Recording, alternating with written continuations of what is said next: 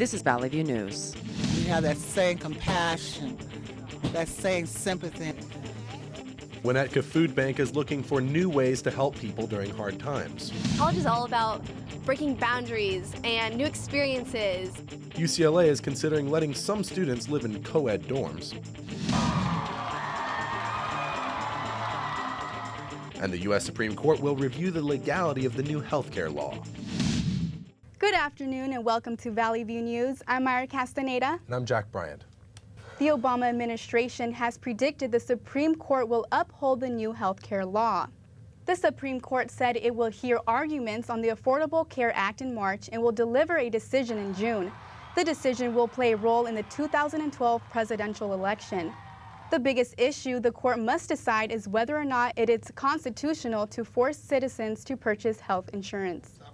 A key congressional panel has so far failed to create a deficit reduction plan. The Republican co-chair says the panel must set a figure for tax revenue and push for legislation to collect it. The panel was created as a part of the debt ceiling deal Congress reached earlier this year. Congress has until November 23rd to find a way to reduce the deficit by $1.2 trillion over the next decade. A study has found yet another reason to worry about germs in our world. Lori Bolivan reports on the latest research that involves almost everyone who drives. Okay, most people wash their hands after leaving a bathroom or before they sit down to eat. But what about after you feed the parking meter, use an ATM, or pump a tank of gas? High gas prices aren't the only thing you need to be concerned about the next time you fill up your tank. New research finds gasoline pump handles are the filthiest surfaces people touch on a daily basis. The study, conducted by Kimberly Clark Professional and analyzed by the University of Arizona, found the amount of bacteria and viruses on the handles of gas pumps is enough to make people sick. Patrons at a local gas station had mixed reactions when I told them what they were touching every time they fueled up. I feel pretty disgusted. I kind of wish you told me that before I pumped my gas. That's pretty disturbing, especially since I just touched it right now. Don't really care. I wash my hands all the time. I've got soaps and antiseptic stuff, so I'm not really concerned about it too much. Some customers thought gas station owners should be more responsible for the cleanliness. Maybe that they could do more cleaning of the handles more often. I've never seen anybody actually cleaning the handles. And although many were disturbed, they felt there wasn't a whole lot they could do. I do it anyways because I need gas. The study tested hundreds of surfaces, and although gas pump handles were the dirtiest, other culprits included escalator rails, public mailboxes, ATMs, parking meters, vending machines, and crosswalk buttons. Offices are another breeding ground for bacteria. The study recommends wiping down those items on your desk you're likely to touch the most. It's important to recognize that just because bacteria is found to be present doesn't mean it's bad. However, when you contact surfaces, be careful. Wash your hands with soap and water 20 seconds minimum after contacting a surface you think could be contaminated with bacteria. And to be aware of surfaces you may not have thought of before, like gasoline pumps. Gasoline is a necessity we cannot live without, so it's inevitable you're gonna have to touch those pumps. If you're in too much of a hurry to wash your hands after you finish filling up, a good tip is to carry some hand sanitizer in your purse or glove box. That way, all you have to do is apply a few drops, rub it in to kill the germs right away, and prevent yourself from getting sick. In Northridge, I'm Lori Bolivan with Valley View News. There's hope that a new vaccine could cut the number of malaria deaths in half. The vaccine is designed for children and is undergoing clinical trials in Africa. Scientists have struggled for decades to find a way to fight malaria, which kills 800,000 people each year. The World Health Organization could recommend the new vaccine in 2015. A 10-year-old Illinois girl has committed suicide after telling her mom she was being bullied. Ashlyn Connor has asked her mom if she could be homeschooled. After her mom said no, the child hung herself by a scarf. Stacy Connor says she knew her daughter was being bullied but didn't know what to do. I thought my kids are strong kids. That my words to them for guidance and advice was going to have more weight than what these kids could be saying. Ashlyn recently made it onto the Ridge Farm Elementary School honor roll. She wanted to be a veterinarian. Some parents are protecting their children from chickenpox using a controversial lollipop instead of vaccine. They buy lollipops that have been sucked on by a child with chickenpox and have their own child lick it. The parents hope this will give the child a natural immunity to the disease. Experts say it's not clear the lollipops can actually do this. The U.S. Attorney for the Middle District of Tennessee says the lollipops are illegal. Pediatricians are now saying children should be tested for high cholesterol. The American Academy of Pediatrics reports children should be tested between ages 9 and 11 and again between 11 and 17. The AAAP used to recommend screening only for children who had a family history of high cholesterol. A doctor in the study says testing children at a younger age can lower risk of problems in adulthood. A volunteer program in the San Fernando Valley is facing a food shortage during the holidays. Valley View's Brenda Nakamini reports that the group is being creative to help those in need. Volunteers give their time every Thursday to serve food at the Redeemer Lutheran Outreach in Winnetka. Darlene Giller has been helping here for 16 years.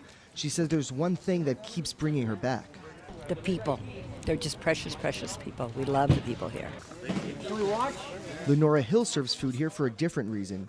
She used to be homeless and remembers how much it meant to her when someone was there to give help.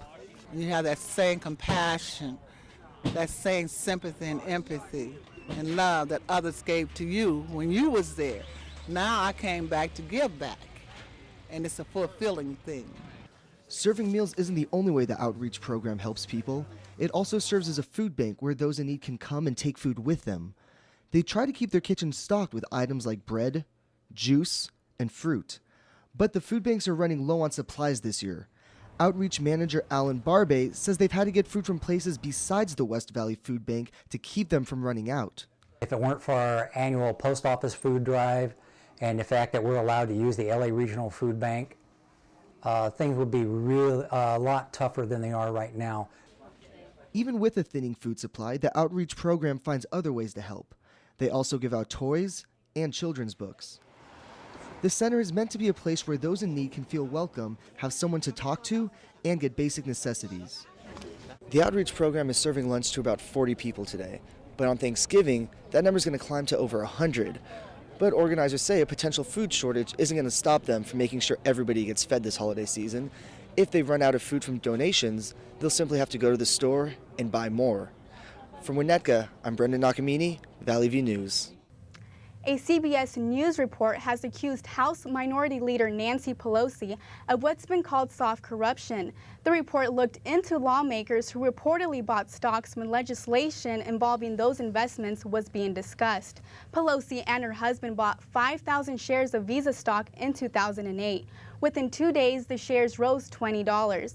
The network reports the investment came at a time a piece of credit card legislation was making its way through the House. Pelosi's spokesperson says the reports are coming from a discredited author who has made a career out of attacking Democrats. Afghan security forces have killed a suicide bomber near the site of a major meeting with tribal elders.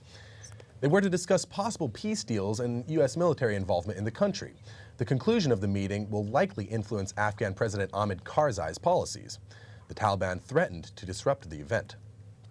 Some political activists say the violence in the Occupy movement is hurting its cause. They say rioting and trashing stores drains public support, but others say conflict gets people's attention.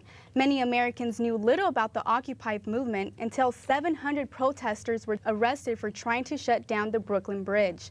One Vietnam veteran says violence was always counterproductive in American politics. Many schools are now offering classes in how to protect against gun violence. Michael Mayer reports what CSUN is doing to educate its students. April 16, 2007, a day that Colin Goddard will remember for the rest of his life. Goddard is one of 17 who survived the shooting at Virginia Tech, which to this day remains the biggest mass shooting by a single gunman in U.S. history. Goddard, who was shot 4 times on that day, still has no regrets about where he was. I was in class. You're seeing police out with their weapons drawn. Now Goddard is touring the country promoting his new documentary, Living for 32, to students like these at CSUN. Goddard says that putting his story into a film was really important to him. I think a lot of the discussions about gun violence is done with data and statistics, and you really need to do it with people's stories, with showing the human side to the issue. And so turning it into a film has allowed me to put the face to a problem and reach a whole bunch more people that I never could. The film chronicles Goddard's experiences from the shooting and how he's traveled the country visiting gun shows. Now, students at CSUN have never actually experienced something like Virginia Tech, but back in September, they got a little bit of a scare right behind me in the OVI library. In that incident, student Garin Maradian caused a shutdown of the OVI library.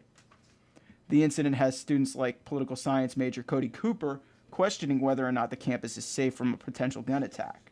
I don't know how safe we are from gun violence right now, unless the entire campus is just a prison, metal detectors just to get in and out, basically a complete violation of student freedom. CSUN Police Chief Ann Glavin teaches a class that will prepare students for the most extreme circumstances, and it offers one specific message. We generally say, get out, hide out, help out.